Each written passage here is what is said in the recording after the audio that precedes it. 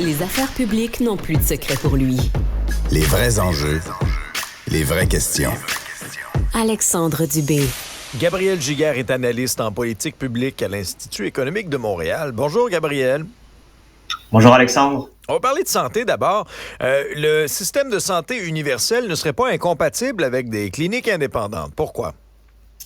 Ben absolument pas. C'est une approche qui peut être conjuguée. Ce qui est important au Québec, c'est de conserver l'universalité. Je pense que c'est ce que les Québécois veulent. C'est assez clair. De garder la carte soleil, de pouvoir aller de se faire soigner, d'avoir accès à des soins de santé. Et les cliniques indépendantes, elles le permettent. Et elles permettent notamment pour les Québécois et Québécoises de ne pas avoir avoir accès à une liste d'attente, mais avoir accès à des soins de santé.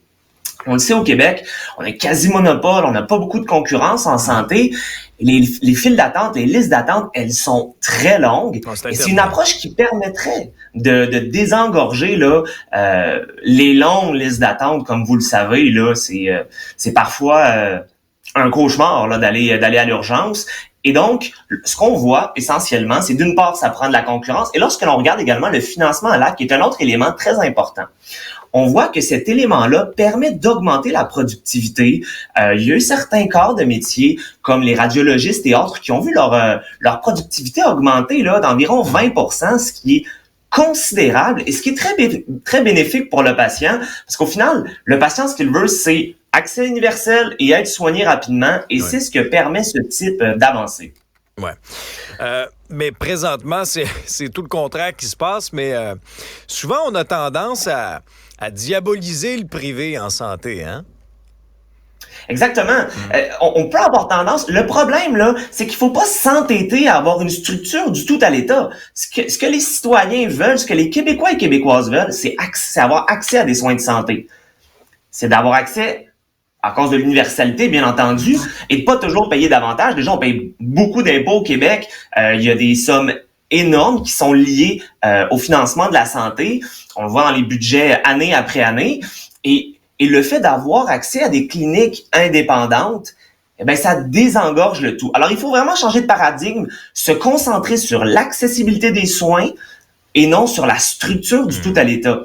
Et lorsque l'on permet cette concurrence, hein, le fait qu'il y ait d'autres organisations indépendantes qui puissent rejoindre le marché de la santé pour venir soigner les patients, eh bien, il peut y avoir une expertise qui se développe. On l'a vu, il y a une entreprise franco-australienne qui s'appelle Ramsay et qui a exporté son expertise en Europe, qui prend de plus en plus de place.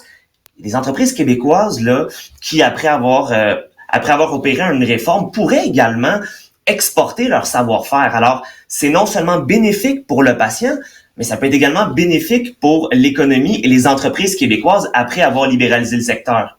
Ouais. On sait depuis des années, le gouvernement Trudeau n'est pas reconnu pour être le plus économe. Hein? C'est même tout le contraire. On a signé des budgets à l'encre rouge. On en met des dépenses sur la carte de crédit. Mais là, le gouvernement Trudeau a demandé à ses ministres de sabrer et d'aller chercher 15 milliards dans les différents ministères. Est-ce que c'est un objectif qui est ambitieux ou au contraire, on aurait pu faire plus? Non. La première des choses, personne n'est contre la vertu. Ensuite de ça, pour ce qui est de l'ambition, Alexandre, on y reviendra. Là. Ouais. 15 milliards sur 5 ans, on parle de 500 millions de dollars pour cette année. Lorsque l'on regarde l'immensité des dépenses fédérales actuelles, qui s'établissent à 490 milliards, ça prendrait 9 heures environ pour le gouvernement fédéral à dépenser ce qu'il voudrait épargner en 2023, étant aux alentours de 500 millions. Autrement dit, là, c'est pas de l'ambition qu'on voit ici, là. Lors du dernier budget fédéral du gouvernement Harper en 2015, on était aux alentours de 288 milliards de dépenses.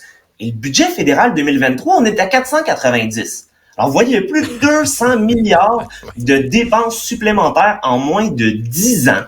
Alors, quand on parle de 15 milliards sur 5 ans, on n'appelle pas ça de l'ambition, là. On a 100 000 fonctionnaires supplémentaires également en moins de 10 ans.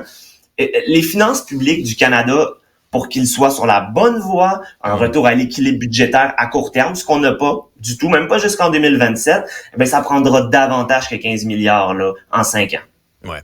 Très bien. Merci beaucoup, Gabriel. Merci à vous. Salut.